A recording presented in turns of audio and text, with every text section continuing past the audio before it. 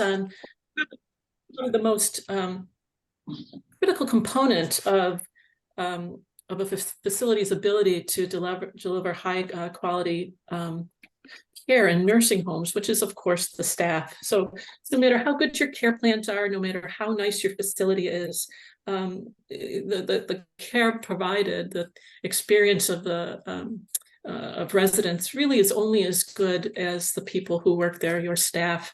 So, if you have, highly trained and skilled and supported staff, you're in a much better position to deliver high quality care in your nursing home. So today our presentation is kind of in two parts. Again, an opportunity to hear from two different groups of frontline staff. The first part is we're going to be hearing from Brenda Gallant, who's the Executive Director of the Maine Long-Term Care Ombudsman Program. And she's going to be sharing with us some information about the Direct Care and Support Professional Advisory Council. I had to practice that. That's a mouthful. Yeah. And then we're going to be hearing from some of her council members. And then we're going to turn it over to Jake, who'll share some of his approaches to managing his staff, creating a sustainable workforce. Again, we heard from Jake last month when he shared with us some information about his small house. So without further ado, let's Brenda, take over. Okay, so good morning, everyone. Thank you so much for giving us this opportunity. So with me today is Emily Skyers, a CRMA in assisted living, and Michelle McDonald, who's a CNA in a nursing facility. So before we hear from them, we're going to talk a bit about the Direct Care, the Advisory Council. Okay, so next slide, please. Okay, so you can see that the second slide are pictures of the council members. And if you, next slide. Okay, oh, go back, sorry. Okay, so these are pictures of the Direct Care and Support Professional Advisory Council that was established in February of 2022. If you go to the Maine Long-Term Care Ombudsman Program website, you'll see bios on each of the members and information about the council. And on the last slide, we'll have the Ombudsman Program website address. Next slide, please. So the council was established, as I said, in February of 2022 with a grant from the Maine Health Access Foundation and funding provided by the Office of Aging and Disability Services. This is our first council of this type. And really, as I thought about it, it seemed as though providers have a voice, the department, advocacy groups, but really, it's really important that as we look at workforce initiatives and as we move forward in trying to recruit more direct care staff, that it's really important to bring workers together in forming a council so that they can come together to have a collective voice and really become that strong voice on behalf of workers across all settings, across the state, and also representing the diversity of the workforce so that they really can weigh in on workforce initiatives and be really seen as the experts before policymakers and legislators. Next slide.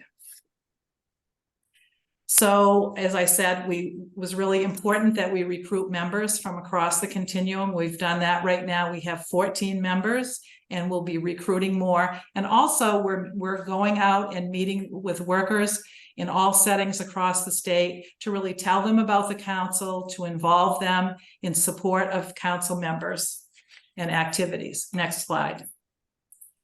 So the council, as I said, has been meeting for some time now. PHI has been a tremendous support in terms of working with providing training to council members around advocacy, working together to make change, the legislative process. It's been, I have to say, PHI's support has been tremendous and has really been helpful in terms of preparing members and supporting them in being part of the council. We've made connections with other states, Indiana and Colorado, for example, that are also working on councils to share best practices and support each other. Members have participated in the Caring for Me campaign. They've done presentations before providers. They came with me to meet with the members of the HHS committee of the Maine legislature. They attended an aging caucus meeting. They've provided testimony on legislation, and will continue to work with PHI. And I think you'll be seeing much more visibility of the council. And I would eventually think that maybe the council could actually draft legislation and submit it. Okay, so next slide, please.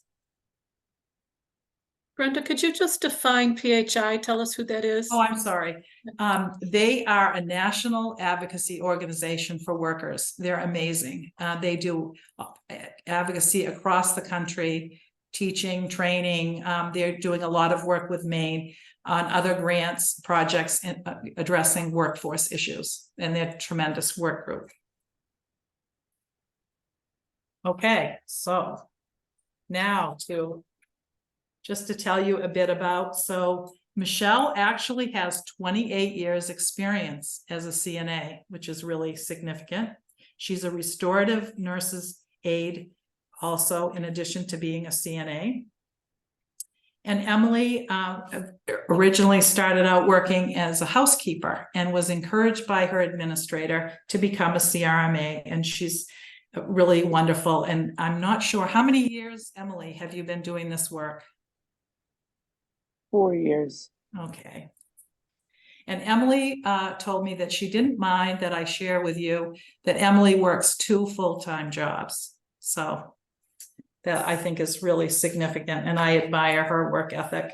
Okay, so we're going to have a discussion with Michelle and Emily and ask them a series of questions that we've shared with them beforehand so that they're prepared, and just to give you some their perspective and their insight about their work. So Emily, could you tell us what brought you to doing this work? What were the factors in your choice of direct care?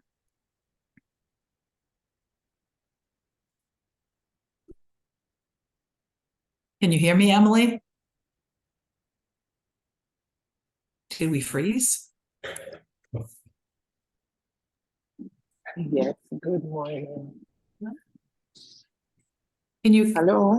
Hi, Emily. Yes, are you hearing me? I do Yes. now. Thank you. Yes. My main reason of doing it is because I see I could be of significant help to the resident where I was working. So that's the reason why, because seeing these residents here and need help, not great help, small help, and I could assist by doing it. So that's my main reason of doing it. Okay. All right. Okay, Michelle, how about you? What brought you to this work? You've been doing it a long time. Actually in high school, they did like a career fair, and I saw an opportunity to actually acquire my CNA in high school, and we did some job shadows at the hospital, and I realized that getting started in this profession, there was so many other opportunities that were available to me. You could work with children, people my own age, geriatrics, home health, or facilities. I liked the broad aspect of things that I would be able to do having that certificate. Once I got into it, I realized I had a special knack, and I decided to stay as a CNA. People ask me all the time why I didn't get more education, and I said I really enjoyed helping others at their time of need, and I'm good at it, and we can't all be in charge. So I think I'm where I was meant to be. Okay, that's a good answer from both of you. Okay, so what would you say? Okay, so I'll go back to you, Michelle. What are the positive aspects of your employment? So what keeps you there? What do you enjoy about what you do?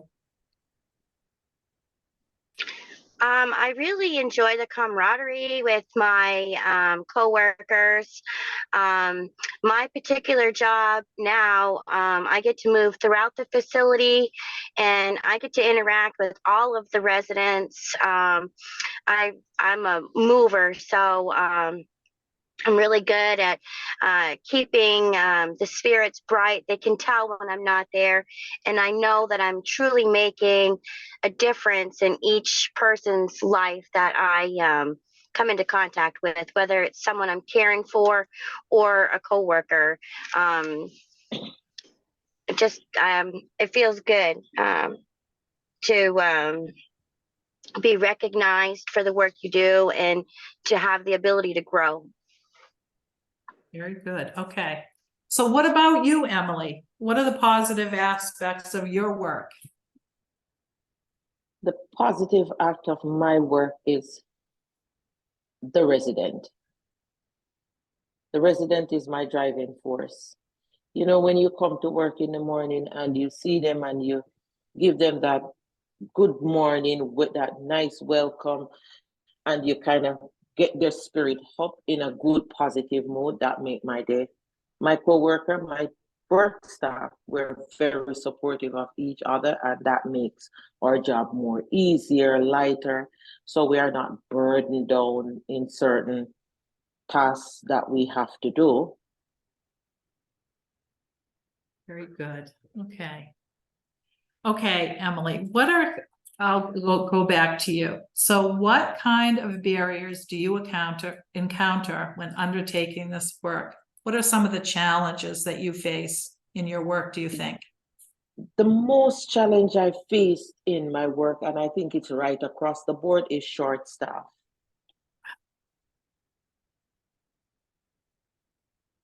And yes, it is hard sometimes to really take it in, but it's reality, and that's the reason why I do two jobs, because many people would say, yes, I would do the nursing work, but they pay too small. I can go to Burger King and get more money.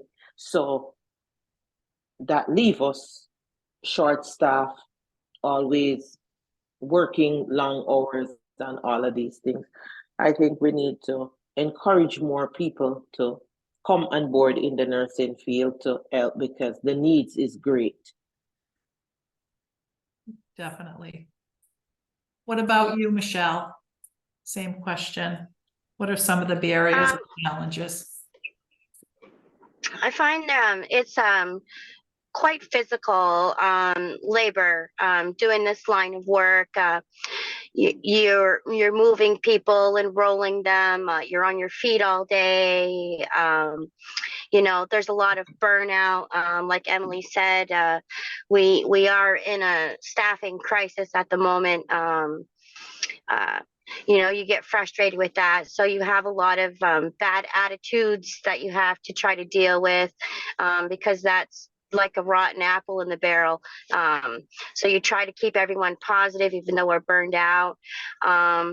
Also, making sure you have all the equipment that you need is in good working order in order to be able to perform the tasks that you need to do in a timely fashion. But the main aspect would be the physical labor and burnout. Right. So, Emily, what keeps you with the challenges that you sometimes face, and some, as you said, having to work two jobs, what keeps you doing this? I think what keeps me is just the heart, and as I said before, it's just the warm embrace of the resident and their gratitude to the, even they ask you to click their nails, and when you're finished, they tell you, thanks, can I have a hug? Those are the things that really keep me going. That's good to hear. And how about you, Michelle? I really enjoy making a difference in people's lives, even if it's a small portion of it. And I have this sense of duty or responsibility that I need to be here. I don't mind the work. Actually I love the work. And I feel that it would be irresponsible for me to go anywhere else because we don't have many people willing or able to do this line. Definitely. So what, Michelle, would you communicate to your employer about what makes a quality job and what they could do to support you? Providing education on like different things, like how attitudes can really play a big part in how you do your job. To try to help with burnout, even though we don't have the staff, you know, not have as many days, maybe all in a row, or to switch it up so you're not always in the same workload that entire time. Also, like I know I'm required to use my vacation time if I'm sick. I don't know how everyone else feels about when they're sick, but it's not much of a vacation. And I think that it's good when to have the worker have their quality time off where they can actually rest and reset. I think that the sick time and vacation time should be separated. Okay. And what about you, Emily? With the same question. We need more education. We need more people on board, encouraging people, educating people to come on board to assist us, because it is, as we know, we are all burnt out. I have 3 days off and I never have 3 full days off. I work, come to work Thursday morning, go home, come back, do the overnight Thursday night, go home Friday. And the middle of Saturday, they're asking me to come back to do 4 hours on Sunday. So we need all hands on board with this, because every day you find people coming in more and more with different kind of needs for care. We need more education on how to get to care for them, and we need more help. We need more people to come into the workforce as healthcare workers. We don't know how we can make that happen, but we need it. Thank you, Emily. So last question, Emily, and then Michelle. So if you could wave a magic wand and could change anything, what would that be, Emily? I would want to make 2 of me.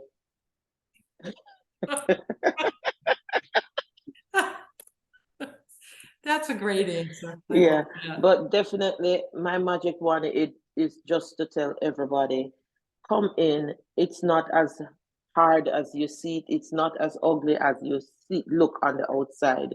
These residents, they are very nice, very warm, very appreciative of even sitting, talking with them. If it's even be a volunteer, just come and walk with them in the summer, do a little crayon, sit down, read a book together, do something that can uplift their life, because they don't want to sit in their rooms all day.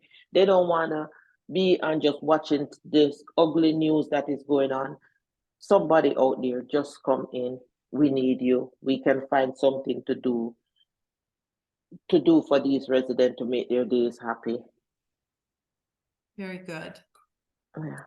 So what about you, Michelle? Same question. If you had a magic wand. Well, if I had a magic wand, I would change everyone's attitude. It's really hard when you have a short staff and you're burned out and you're tired and you get to work.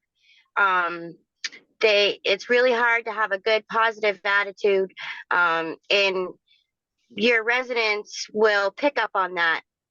So the more frustrated my coworkers get, then the more behaviors we get, the harder it is to care for these people, because then they become more needy, or they won't even bother to ask for help because they feel like they're a bother. And I really wish that the people that we cared for didn't feel like they were being a bother. And so if I could change anything, I would change the attitude of what workers we do have, so that we can just care for these people the best way that that they deserve. Thank you so much. So that's concludes my questions. I don't know if Lauren, if you want to open it up for other participants to ask questions, or if you would like to close this section. Absolutely. Actually, why don't we take the slides down, Sarah? Can we do that? I have a question for both Michelle and Emily. You know, you both mentioned the word burnout multiple times, yet you still are there. I'm wondering what how do you do that? How do you maintain your resiliency? What keeps you strong? Well, for me, what I joke about it in the hallway. I just tell them I'm used to being miserable. But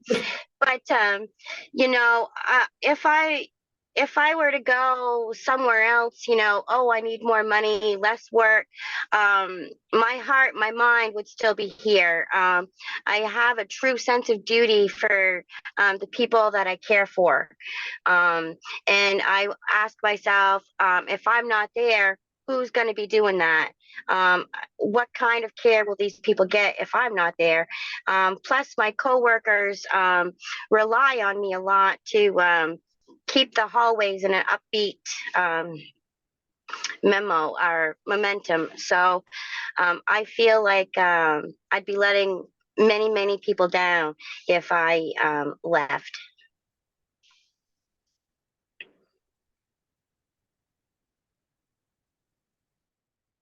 Any Yeah. questions from the group? Yeah, I have a question. Thank you. It's hard to hear the working conditions you're under, but it's not surprising to us. Very consistent with what we're hearing from others. What I'm hearing a lot of is you'd like to be able to actually take your scheduled time off and not work under with short staffing and so on, and not be asked to work doubles and so on. The other thing we hear, and just checking to see if this is true for any of you, is that some people are not getting enough hours at one place, so then they're working a second place, and they're not getting benefits from either place, and the two together is not enough, or is too much rather, but one job is not enough. Are any of you experiencing that kind of dynamic, or are you all able to get the hours, at least the number of hours you want? I'm hearing you're getting more hours than you want. Yes, it's not about that you're not getting the hours, because I definitely work two jobs. And my reason why I work two jobs, my first job cannot cover my living facility because rent is so expensive. So that's my mere fact about it. That's the reason why I have to work two jobs. Thank you, Emily. So it leaves me to burn out a lot, but I don't know where I get the energy from, but I get it in the morning to get up and come to work with a good attitude, a good smile, and enjoy my resident and enjoy my co-workers. Rich? I just wanted to make a comment. As a physician, I'm not able to do my job without dedicated CNAs like this. It's so critically important for what they do. In fact, I actually go to the CNAs first when I want to know what's actually going on with my patients. They know exactly what's going on, when things change, how their day is going. And for the most part, there's a lot more consistency with the CNAs when they care for the same people over and over again. So they're more likely to detect when something is off. So I really appreciate how hard you work. And like I said before, I truly could not do my job without you. Thank you. Thank you. Mary Lou?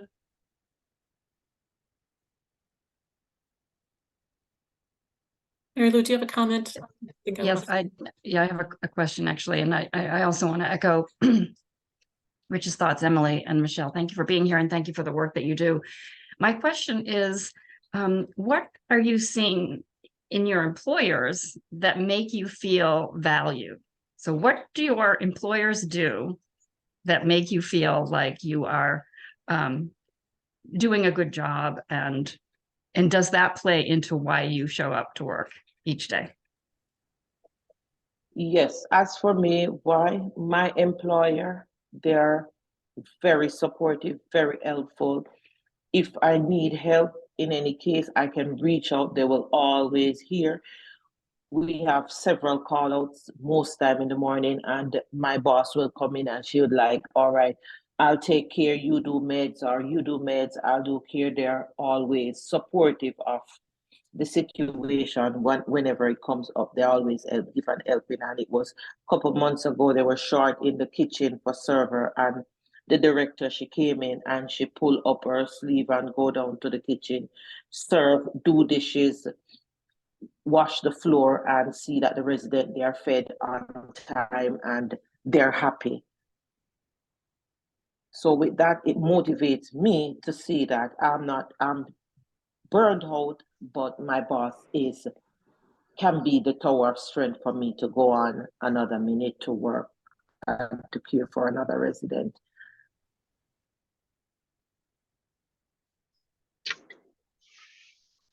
Lauren, I Yeah, just wanted to I'm also very grateful for my employers. Whenever I need help, it doesn't matter if it's the director of nursing or infection control, my charge nurses. I tell them I need a hand, and they're right up and at it without hesitation. They support me. I'm able to take some time away from the facility now to be here, which is important to me, and their support really goes a long way there as well. I have another question, Lauren. To what extent are you all experiencing temporary agency staff at the places that you work, and how does that impact your work?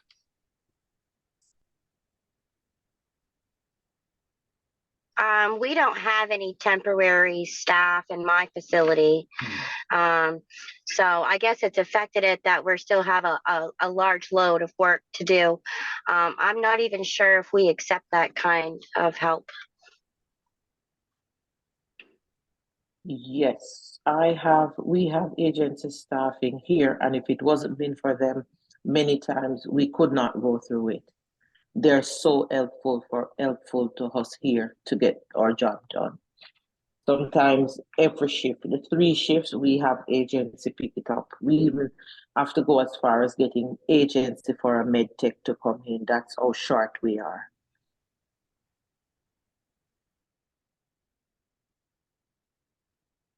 Lauren, I just wanted to say a couple of things. Thank you to these ladies for their service in the nursing home and for a good presentation. But I wanted to highlight a couple of things that came through loud and clear. And that, I think the primary thing that I heard is that caregivers are operating under an intrinsic motivation. This isn't about moving along in a big career. There's something else driving people to be caregivers, and that came through loud and clear. And I just think that there's something to be said for including ladies like this during interviewing and recruitment of new staff, because I think sitting down and listening to them talk and letting them explore what's motivating the applicant can only sort of increase the depth on the bench with devoted, committed people like this, because I think they're the ones that can spot it and can promote it. And I think that I would encourage facilities too to look outside the usual sort of places for staff, because there's people that are probably inner caregivers in a lot of other environments that, given the right conversation, could probably be enticed to at least have a conversation with the facility.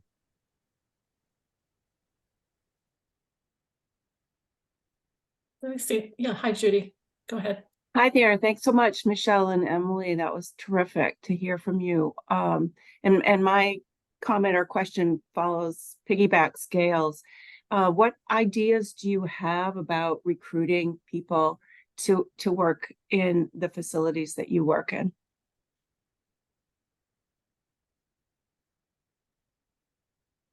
I think I would, need to maybe. Oh, go ahead, sorry, Michelle. Emily. Yeah. No, go ahead, you first. I think Go maybe ahead. get some more stakeholders and have some massive job fair and kind of maybe train a person on the job training to become a PSS, a CNA, a CRMA on the job. Maybe it'll kind of give them more motivation to come on board.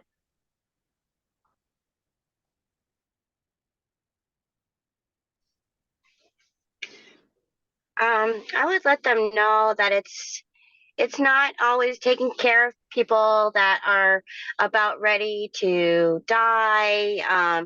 You're not always with the sick and the invalids. Yeah, they're, how do I put this? If you truly want to make a real difference in the world, if you truly feel like there's more to you that you could give, then this line of work is exactly where you're needed. Flashing money gets people that want money. Flashing benefits gives people that wants benefits. Flashing the difference that you make in people's lives is going to get a quality healthcare worker. That's my opinion.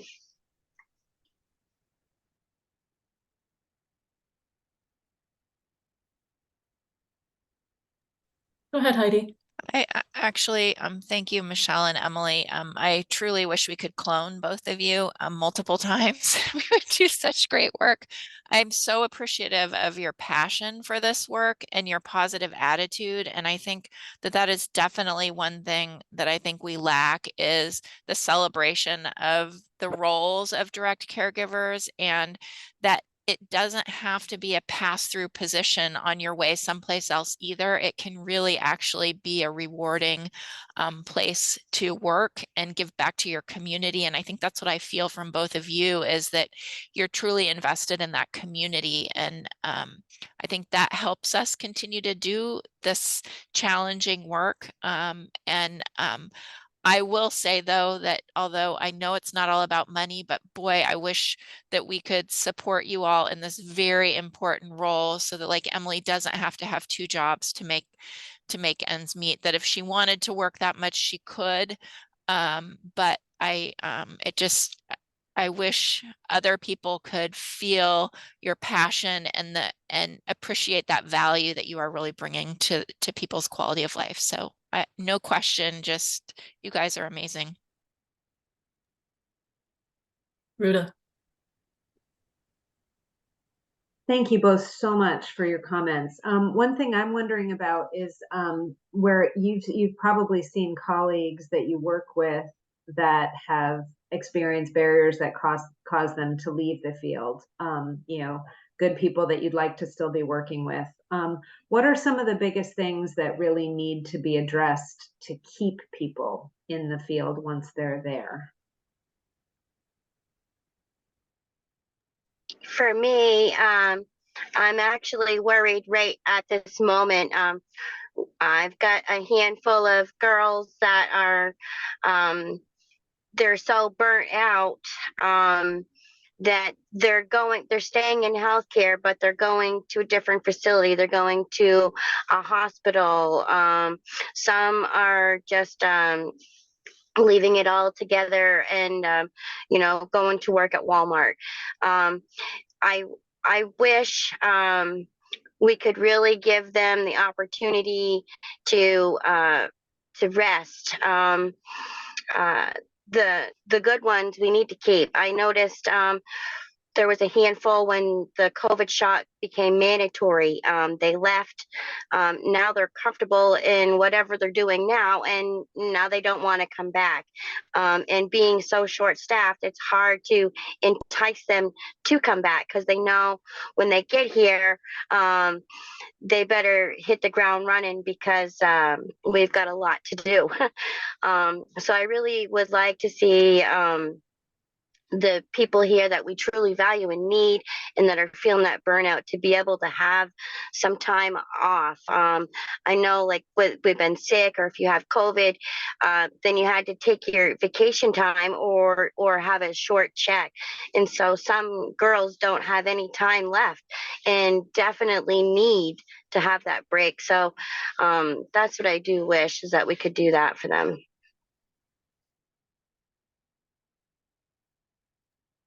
Go ahead, Elizabeth. I'm just going to echo what everybody else has said. Genuinely, thank you so much for what you do and for your voices here. And Michelle, I so appreciate what you said about, you know, again, having people appreciate and value the lives of the residents and what that brings to the job.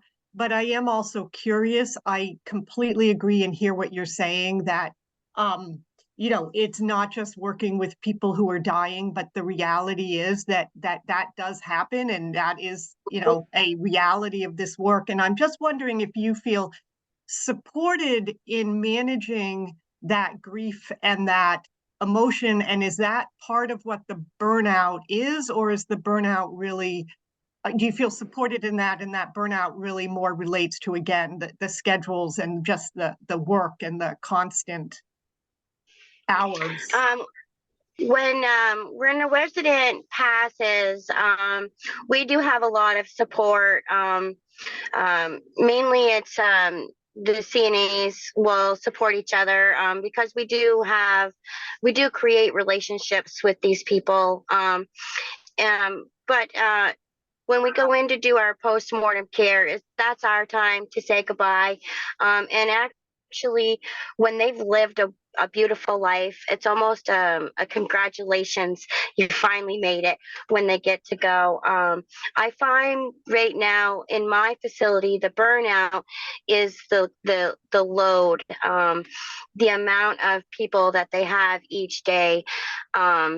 You know, a lot of people can't even start charting until after their shift. When I'm on the floor, I'm at least 10, 11 hours before I get all of my tasks done and charted. And there's no downtime, and I'm cutting my breaks short because, you know, oh, I still got, you know, 3 baths to do, and lunch is coming, and this is, and then when you've only got 1 CNA here and 1 there, it takes 2 to do a lift. So now we've got, you know, 10 or 11 people that we've got to get up. So now together, now we're trying to get people up, and then there's call bells going off, and there's just so much, and it's doesn't let up. And that's where the burnout goes. At the end of the day, we're like, woo, it's rough. It's fast paced the whole day.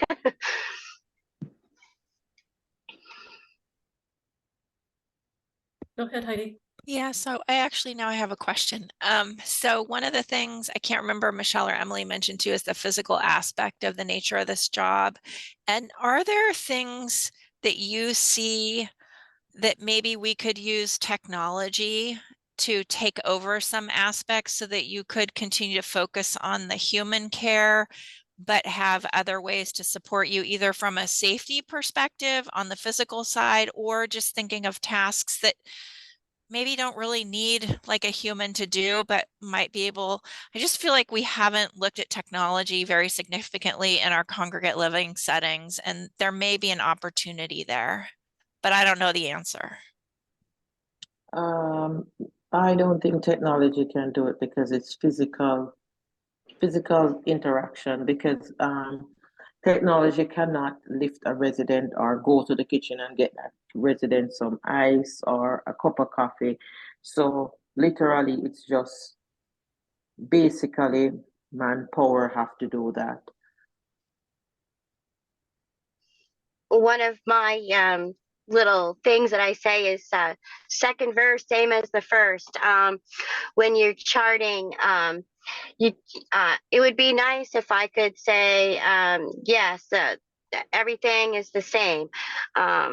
You know, and be able to chart if there was a difference, instead of each task, each day, you know, independent or limited one. It takes so much time to go through that charting, and then you've got you know, 14 or 15 residents that you're charting on. You know, it would be nice to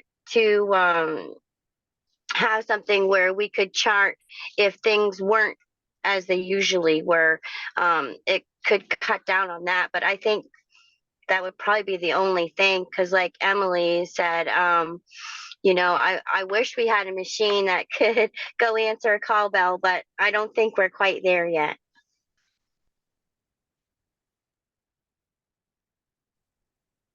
I have a question before we move on. So I think you both mentioned that you feel there's a need for more training. Are there particular topics or skills that you feel like you would benefit from that you can identify? I noticed that there was a lot of lack of compassion. My facility did a $20,000 sign-on bonus. So they came in out of the woodwork. Most of them didn't get through orientation, but there was not the compassion or the ability to view themselves in someone else's shoes. Like, how would you feel if your hair wasn't combed when you're getting ready to go out? Like, you comb your hair, make sure theirs is. So I noticed a lot of lacks when we tried to just grab everyone we could, to just let them know, like, to look at these people as if it were you. Or a lot of people say your mother or your grandmother. Well, some people don't respect their mother or grandmother, but they would take care of themselves. So if that was you, how would you want that done? And also on how far an attitude can really go. It can really make or break the day for you, your coworkers, and the people that you care for. So I would really focus a lot on empathy and care, and how attitudes really affect our job. Yeah. Well, I think it's probably time to move on to our next speaker, but I just can't thank you both enough. And thank you, Brenda, for bringing this discussion to us. When Sarah and I were sort of thinking about a title for this presentation, you know, we couldn't help but hope that there would be so much that we could learn from you both. And I think that's it turned out to be that way. So thank you so much for your insight and for your passion and your compassion. All right, I'm going to turn it over to Jake and his crew from the Maine Veterans Home. Do you want to put the slides up? Thank you. Go for it, Jake. Thank you, Lauren. So I have a group of my teammates here today. I have a nurse, a couple CNAs, as well as a housekeeper and my staff development coordinator. I'm going to talk, and I'll try to go quickly through my slides so that we can spend the majority of the time talking with my teammates. But I want to talk a little bit about our efforts in creating an empowered workforce, which has had an incredible impact on the stability of our workforce here at Maine Veterans Homes in Augusta. Next slide, Sarah. So just a little tongue in cheek, you know, we, like everybody, have had a hard time finding, you know, nurses and CNAs to a point where we were finding ourselves actively figuring out how to market to people who know somebody who might at one time have been a nurse or a CNA and might be willing to come back again. That's a real reality for ourselves and many in our industry. We can't just put ads out anymore. We have to be extremely creative in how we're finding caregivers. And for us at Maine Veterans Homes in Augusta, one of the big moves that we did was shifting to grow our own staff away from trying to market into our building and into our home. Next slide, Sarah.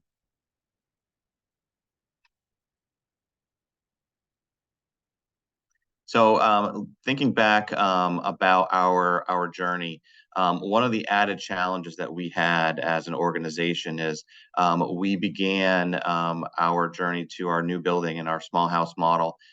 There were a lot of challenges with that transition for our team that had the opportunity to destabilize our workforce.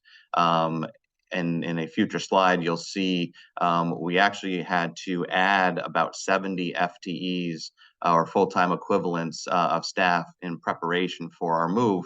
And that did not include what was not on the horizon as a pandemic. So the mountain for us to climb in preparation strictly for our move was tall enough, obviously significantly impacted by the last couple of years. Next slide, please, Sarah. So as we worked with our team, our goals had to be clear. We worked with a very high level of transparency. Our goal was to increase our total staff by 70 positions by the time we moved in. Again, this was all pre-pandemic.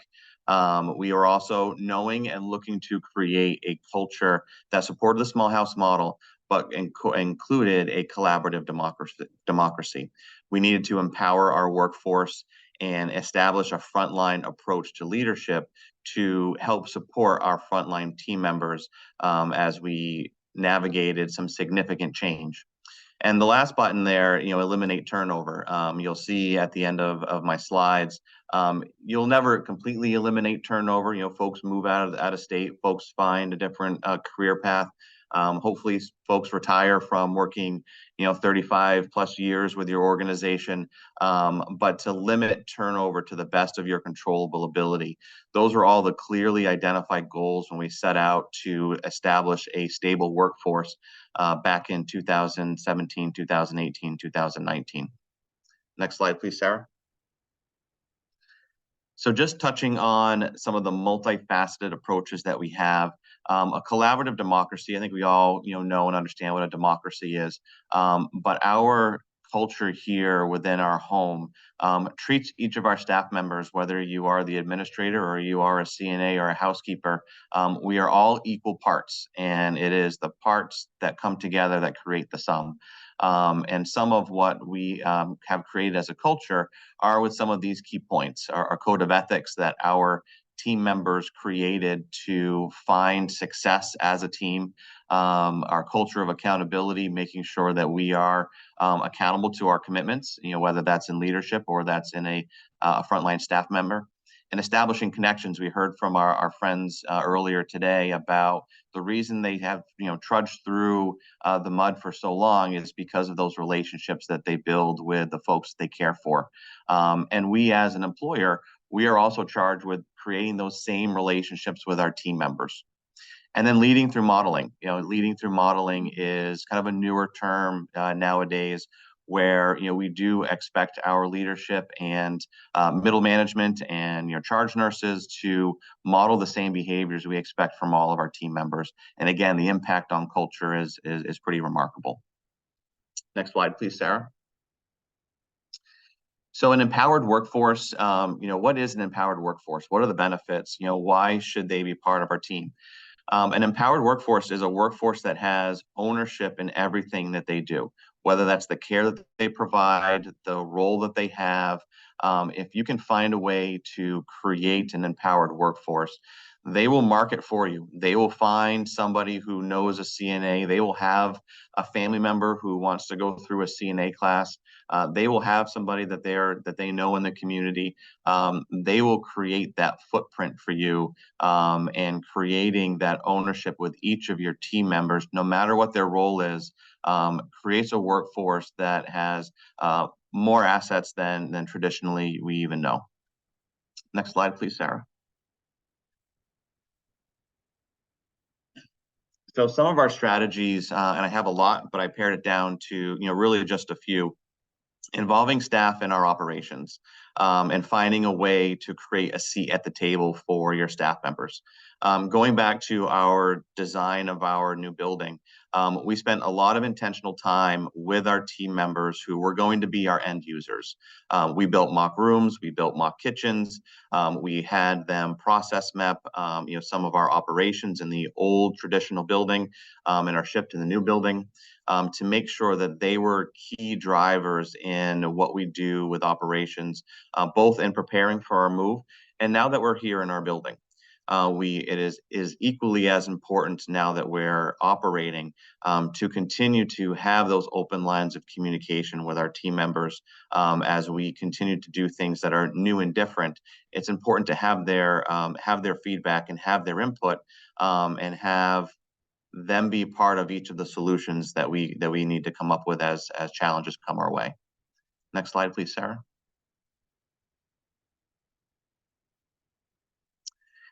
Sharing data and investing in more than your clinical team. So creating that empowered workforce, our teams have to know more than just somebody saying, thank you for the work that you did today, what their impact is.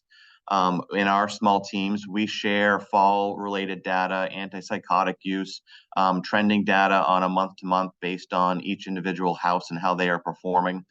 And the invest in more than your clinical team is a point that I try to put out. Our clinical teams, CNAs and nurses, rightly so, are identified as the biggest need and the biggest source of where stabilization needs to happen. Investing in more than your clinical team, in the support teams that you have in your homes, equally has an impact on the care that's provided. Mark, our housekeeper that's with us today, he is just as much a resident expert as any of my caregivers that I have in my building. And his impact on the workload and changes in residents, and his role that goes far beyond a housekeeper, is part of our culture where he is not just a housekeeper. And in a lot of organizations, what many refer to as the ancillary departments are referred to as just what their roles are. But they can support where we have some of our more challenging opportunities with staffing, with stability there if we put that investment in them. Next slide, please. So I want to take a couple minutes and just talk with my team here, answer some of the questions that were posed, and then I'll go through the final couple slides, and then we'll open it up for some other questions. So Kayla, I'll start with you. What made you decide to work in a nursing home in direct care? Well, I started kind of helping with, caring for people at a young age. And just like I think Michelle had mentioned, I had an opportunity to go through vocational school while I was in high school to get my certified nursing assistance. And I automatically started out at Maine Veterans Home. And working there, working with veterans and, the staff that were there and seeing how much they cared for them, it really opened my eyes to healthcare. It drew me right in, and it gave me a purpose and a good sense of feeling. And it's kind of remained with me throughout the years. I've been doing this now for 17 years. And, that feeling is extremely important when you start out because it makes you want to continue. So that's how I got involved. Kathy, how about you? You've been here for a few spells. How many years again? 38 years. So first of all, I just got from grad school to Tobias, and I used to be a case scraper there, which then, that's what I'm going to do. Kathy, we're having trouble hearing you. I don't know if you can get a little closer to the mic or. So I used to walk to Togus from the grammar school, so I used to be a candy striper there. And when I did that, I felt like that's what I wanted to do. So then I went to high school and did the CNA class, and I started my clinicals at Maine Veterans Home, and I've been here ever since. I've taken care of soldiers and take care of people. I just feel that the Veterans Home was a nice place to work. More like your second family. And everybody works together. Now, Mark, as a housekeeper, what drove you into direct care? Well, I'm a transplant to the state. I came a couple of years ago and I started to look for work on this opportunity. I said this, to be able to come in and help people at the end of the day gave me a good idea, a good feeling. And it was just definitely something I wanted to try. I'm very happy to do. So, Now, your job is a little bit unique where you are working in our environmental or housekeeping department. But talk to me a little bit about, one of the roles that I think you take a lot of pride in that you have here with us. So with some of the shortages in our dietary, they needed help volunteering to come and help cook in the morning for breakfast. And I volunteered and I've been working on a particular unit and I enjoy it every day. It's my opportunity to get to interact deeply with some of the residents, just to see that smile when I put that warm plate of food in front of them. And it's just a nice thing to be able to help in different aspects of the day. Great, great. Mary Kate, how about you? I'm fairly new to working in healthcare. I had the opportunity to come here at MVH and take the CNA class. I've always been inspired by my mother, who's been a nurse for A little louder, Mary Kate. A little louder.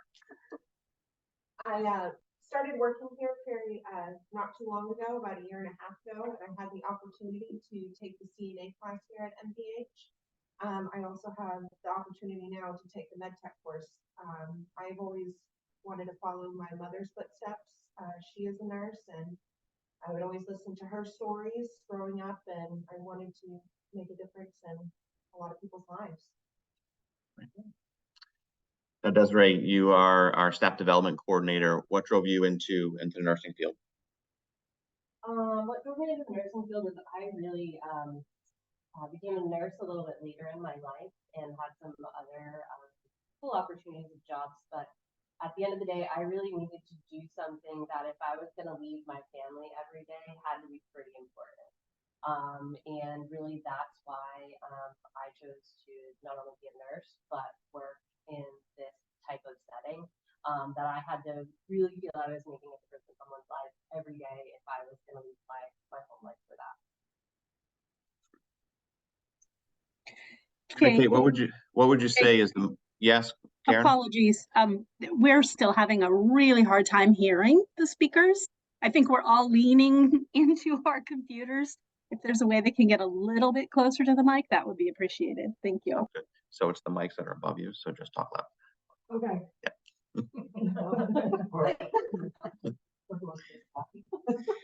Mary Kate, what is the most rewarding part of what you do for work? Most rewarding part is definitely making a difference in our veterans' lives. Sorry, still not hearing. We really want to hear what you have to say. Every day I come in and I make a difference in our veterans' lives. We get to come into their smiling faces. And I know at the end of the day when I leave, getting the best care that they absolutely deserve. It's probably the most rewarding is making an impact on our veterans' lives.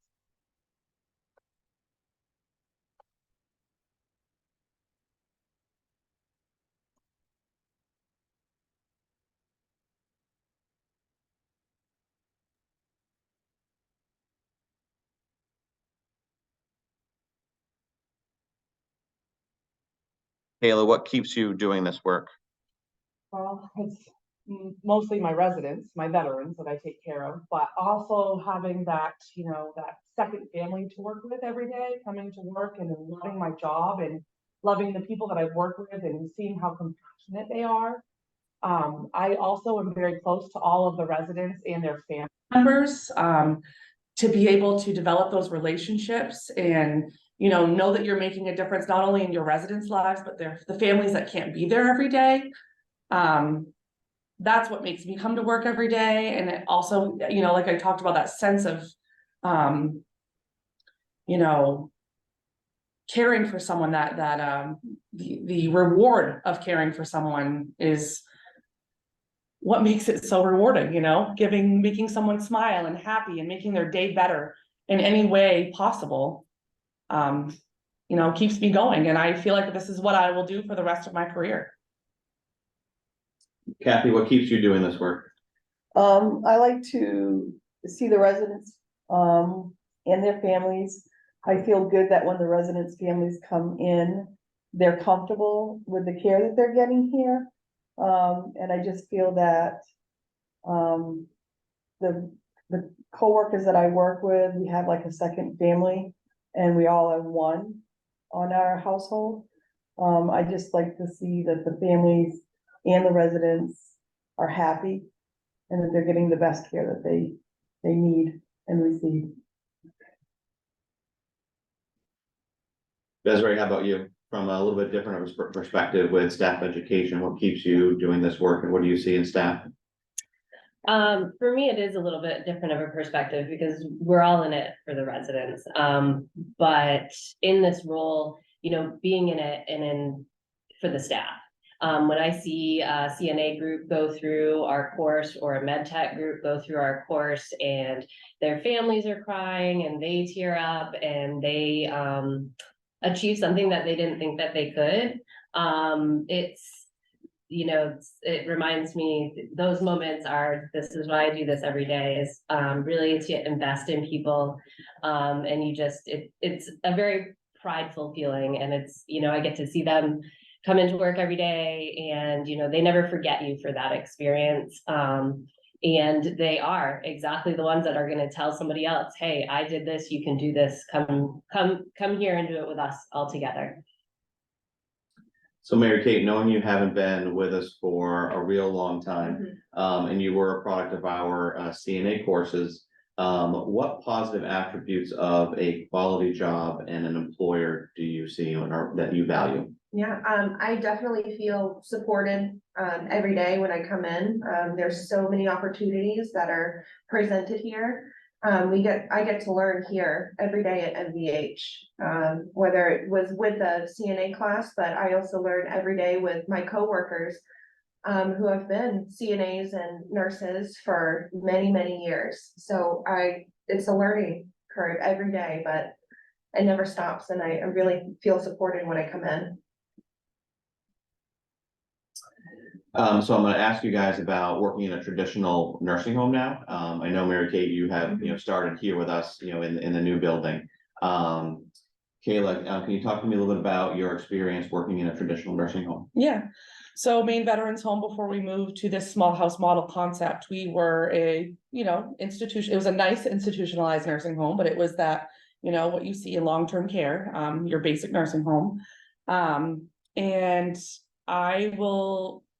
I have to say, working there, you still had the reward of taking care of somebody, but it was just like Emily and Michelle were saying, you had that burnout, you had to get through tasks, in a quick way, and you just didn't feel like you did 110% every day.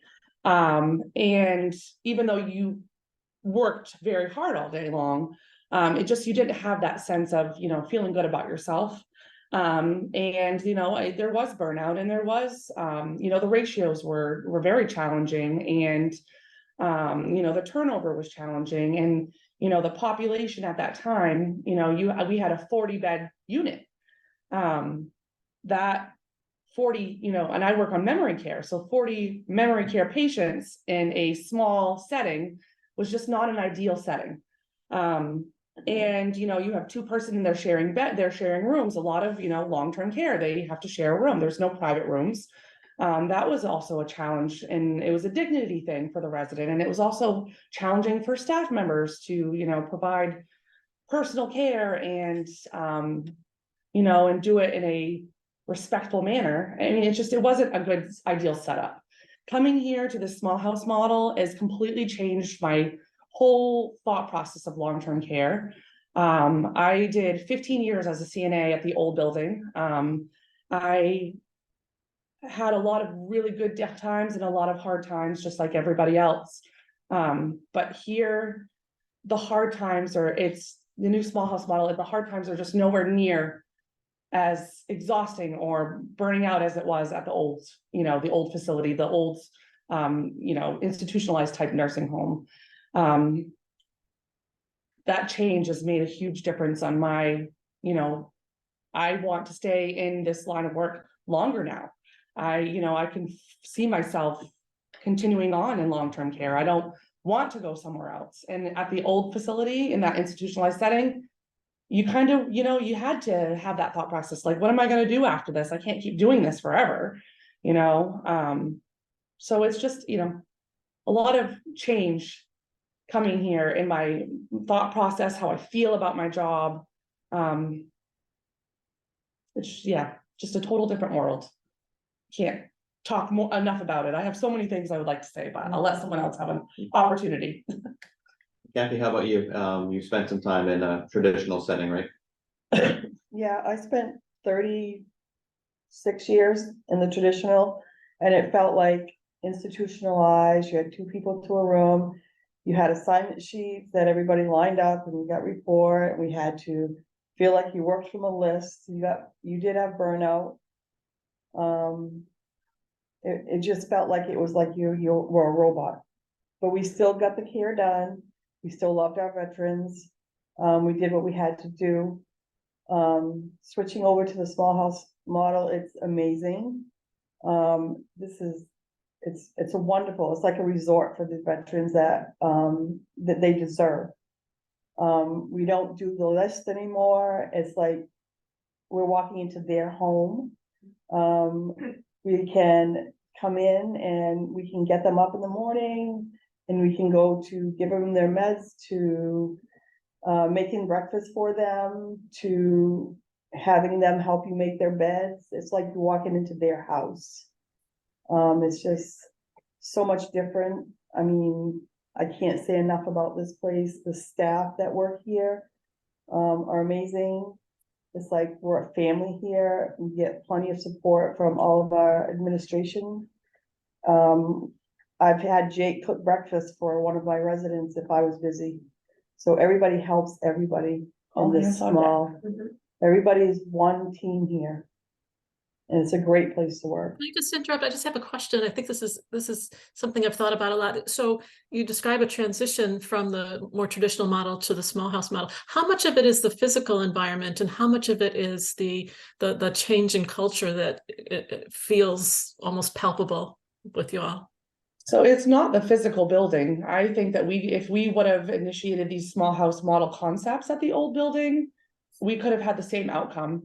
Our ratios have decreased. That right there makes a huge difference. It's 1 to 5 for CNAs, 5 residents for 1 CNA. And it's not just I'm not just a nurse. I'm also a CNA. I'm a housekeeper. I'm a cook. I do everything as a nurse. The CNAs are the same. We are one big team. Our housekeeper, Mark, the gentleman you heard from earlier, he comes in and cooks breakfast for our residents, so that way we can spend more time on the floor with them, giving them care. So as a team, we all kind of pitch in where there's a need, and that need is constantly being met because we have everybody, all hands on deck, and everybody is empowered given that extra education, and it makes them feel good. You're giving them more to build on in their career, so it makes them want to do it. So that is the difference. It's not necessarily the building. It's, investing in the people that you have and giving them opportunities to kind of grow. And that growth makes them want to do more. It gives them the empowerment to want to do more. And, as a med tech, Kathy's not only a CNA, she's a med tech, but she also cooks breakfast, helps get people up in the morning. I do the same thing. I'm a CNA. If they're struggling, I'll go get somebody up and get them dressed and washed up for the day, and then I'll go cook them some breakfast. Then I'll go do their laundry, and then I'll give them, their insulin, or, it's a multitask job. We all wear many different hats, but it's rewarding. Thank And you. you feel like a team. Yeah, most definitely. Dick, did you want to show us some more slides, or I think there's probably people who want to ask you some questions, so. Sure, Sarah, if you want to put up the slides real quick, I'll burn through those. I wanted to show some outcomes and some data. We are a data forward industry, and I do think it's important for me to kind of quantify how our change in culture has impacted kind of the work stabilization components of what we do for outcomes. So we get the next slide, Sarah. So since 2019, we have increased our total number of staff members by 105. So we've increased by 56%. That has been through a pandemic that we did not plan for. We were able to increase our total number of staff by over 100. We've decreased turnover rates by 24.3%, and we have decreased our vacancy rate to under 9. And when we talk about turnover and vacancy rates, that is all of our departments.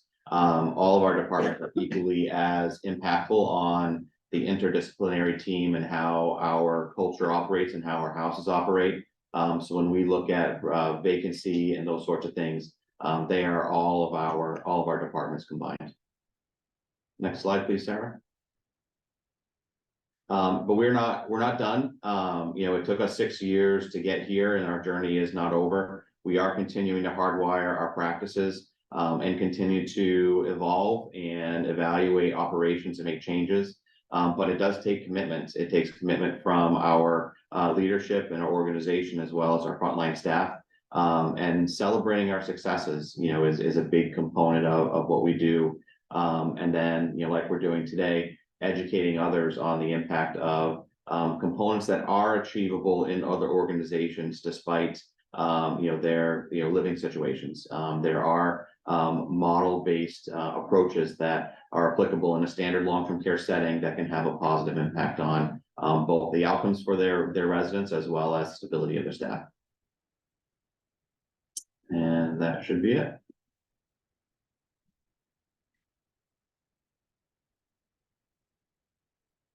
Let's see, well, there was a question. Rich. Thank you. Jake, I have a few questions, so bear with me. Just in terms of just some ancillary information. So you have your CNA staffing ratio down to 5 to 1. What is your hours per patient day? Like, what are you operating around? So our hours per patient day, you got to give me a minute, Rich. Ballpark. You don't need to it doesn't need to be exact. Yeah, I want to say we're in the 5 range, 5 to 6 range. Our typical CNA caseload is 5 to 1 for days and evenings. We are complicated by the layout of the building. It makes splitting staff and staffing to census, much more challenging when we have 12 different spots in the building I'm trying to do that with. So some of the traditional ways to keep per patient day hours down, we've lost. So we do run a little bit higher. And the trade-off is limited turnover, higher satisfaction, that kind of stuff. Yeah, that actually answers a lot for me, because so a lot of my facilities, I've really pushed them to really go up on the hours per patient day, and it doesn't necessarily always correlate to better care necessarily, but I can tell you low hours per patient day, anything under 4, I really cringe at, and I see it happen a lot. And a lot of corporate nursing home entities are really trying to push that number. I mean, I've heard of 3.5, 3.8 as the standard, which is just ludicrous in terms of being able to provide care for these individuals.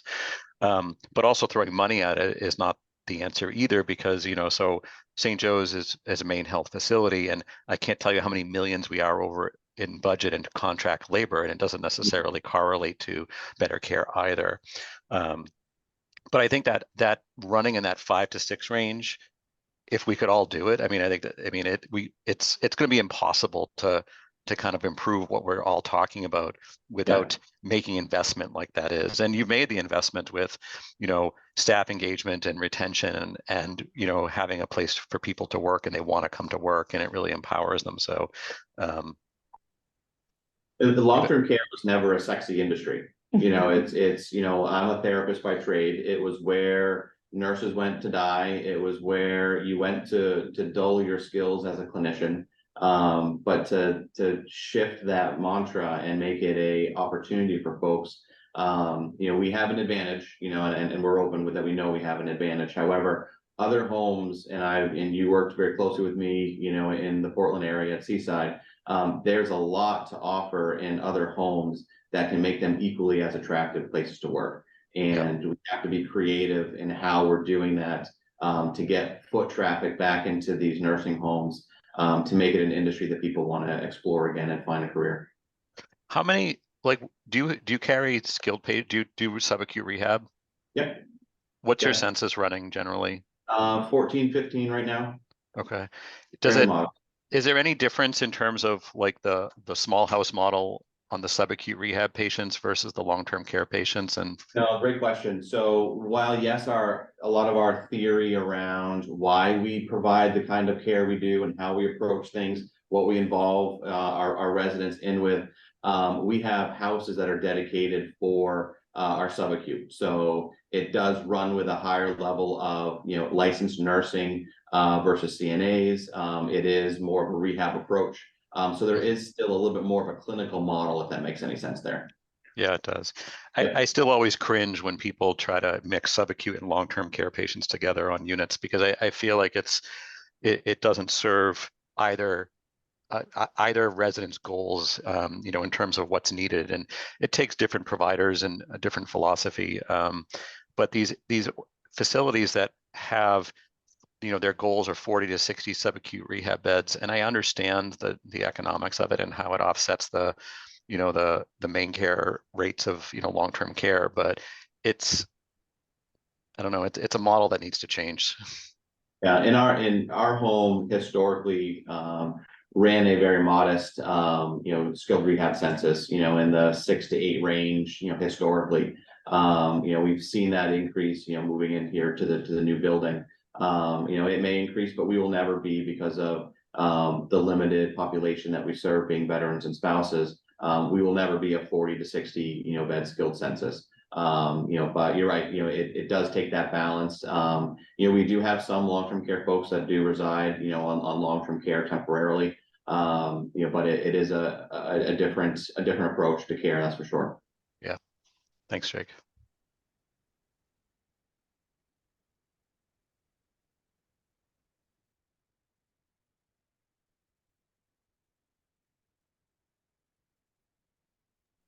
Anybody else have some thoughts or comments here, questions?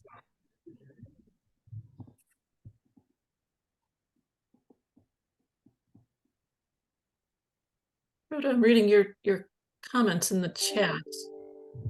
Anything you want to expand upon there? I would like to just add a couple things.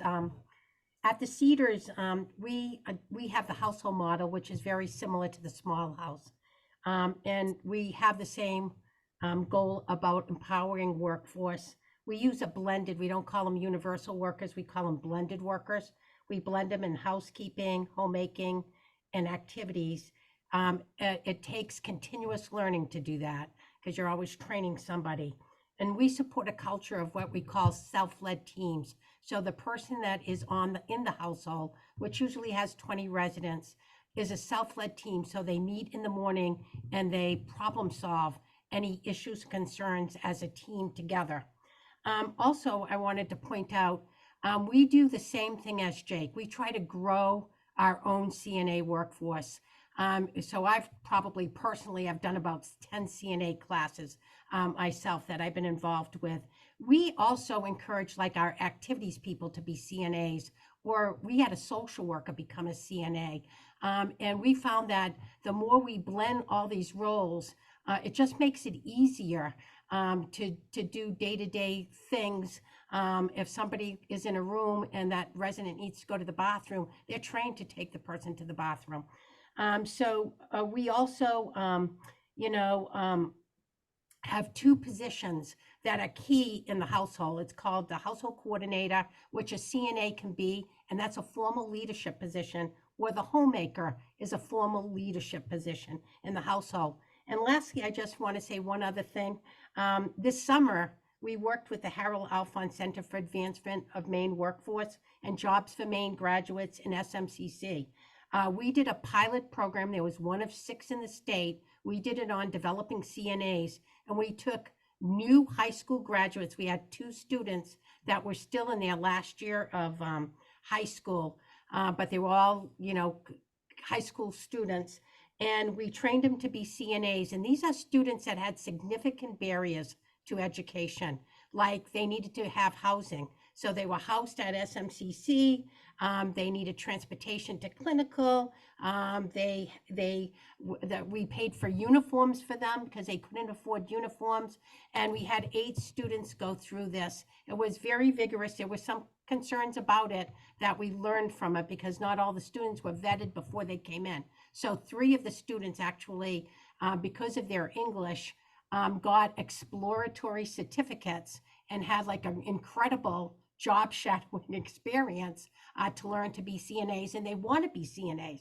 And all the students all had goals of becoming nurses, and one had one becoming a physician. So all were very interested in healthcare. It was a very good experience and a great program. I think they're going to do it again in this 2024. Wow, that sounds great. Brenda? I just wanted to say thank you to Emily and Michelle for being here today. And Jake, it's great what you're doing, and the 1-to-5 ratio, that is great. And I'll just say statewide, veterans homes do provide better staffing ratios. And what's interesting is that we get fewer complaints in those facilities. So I think if we could really work toward 1-to-5, that would be huge in terms of recruitment, retention. Also, we are going across the state to meet with staff in all settings. And it's very interesting feedback that we're getting around recruitment and retention, and what are some of the factors around management and strategies for keeping staff in place. And we're going to be doing a report when we are finished, and we'll be glad to share it with the group. But I really commend you, Jake, for what you're doing. You have the right ideas, and this is really kind of aligns with what we're hearing from staff as we go across the state. So thank you so much. Yeah, Brenda, it's somebody has to kind of facilitate, but it's my team and their commitment to changing long-term care that really has created that traction. To your comment about the 1-to-5, it's similar to the CMS rule changes that are out there, and it's great in theory, but work has to happen to make this an attractive industry again and make it an option for people. Otherwise, we'll never get there.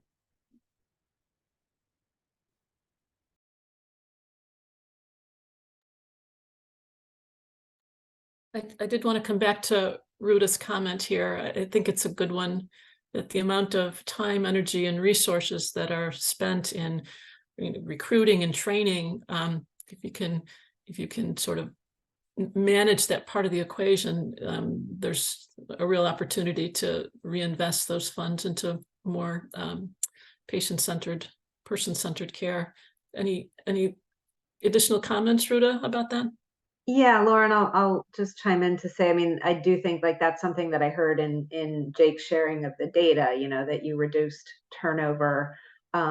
It also really struck me that you talked about increasing your total staff by 105 FTEs in an environment where, often the pushback about increasing staffing is that people aren't just there, but you found them. And you found them by creating a great work environment that people want to work in, and that people like the team that's on this call can talk about as you recruit new people. So I think that's just something to really think about and tie back to the comments from Michelle and Emily about what makes it hard to stay, which is the burnout and the short staffing. And I feel like we have to find some way to interrupt this vicious cycle that is, you know, as people struggle to find enough staff, the people who remain are working extremely short-staffed and they're burning out. It's like that there has to be some way, and I don't know what it is, but there has to be some way to interrupt that vicious cycle to get enough people so that the work environment can be hospitable to new people that will come in and stay. To me, that's like the nut that has to be cracked to figure this out. Yeah, you know, we were able to, you know, in that time frame, increase our total FTEs by over 100. But Augusta is not a huge market. You know, Augusta is not Bangor. Augusta is not the Portland area. You know, it's modest at best. And we did find ourselves at a plateau at one point in time that recruitment was no longer an option. It was not going to get us where we needed to. And I really challenged Desiree, you know, my staff development coordinator who was here with us today, to find opportunities to get folks into our building. And we now have 7 different licensed nursing schools that use us as a clinical site. We have 4 exterior CNA programs that use us for a clinical site. You know, finding ways and reasons to get people through our door and in our building. And that then turns itself into CNA students who are going to nursing school who sign on as a staff member. You know, it's thinking outside of that box and living outside of that box, because you can't just have an idea or two. We have to be constantly approaching it that way. Yeah. Looks like we have time for one more comment, Angie. Yeah, I just wanted to say one last thing again. I think these models, like the small house and the household model, I think one of the reasons why they're so successful, because they really emphasize relationships with the residents. And you heard Emily and Michelle, they're in it because they love the residents. And I think all healthcare workers, you know, they're there because of the residents. And so I think thinking ways on which to provide them more time with the residents, to interact with the residents, you know, helps retain them. Great. Well, this went really fast. This was an amazing session. I want to thank Jake and his team and Brenda and your crew for bringing this discussion to us today. Paul, any closing remarks from you? Yeah, I just also want to really thank all of the direct care workers who, you know, I'm sure that you didn't show it, but I'm sure it's got to be a little bit intimidating coming and talking to all of these state policy folks and administrators and others. So thank you for being here. Really, really valuable information and great to make sure that we are grounded in the reality of what the day-to-day is. So thank you for that. I just want to note that our December meeting is going to be a little different. We are preparing a summary, if you will, of the key issues that we've discussed over the past year. And we also have some ideas of where to go with that information. I think I've mentioned to you before that among other things, we want to be able to update the legislature on our work. But we want to also start forming all of these great ideas into a policy agenda. So look forward to that. We are going to do our best to get you a draft to look at prior to the meeting. I'm not sure that we've set a date yet, but I know Sarah's polled for it. So we will look forward to having a discussion with you that is more reflective of where we've been and where we want to go. So we look forward to that. Yes, I see. We have a meeting date, December 20th at 9 o'clock. So we'll look forward to talking with you then. And thank you all for another great discussion. Thanks so much. Have a great day.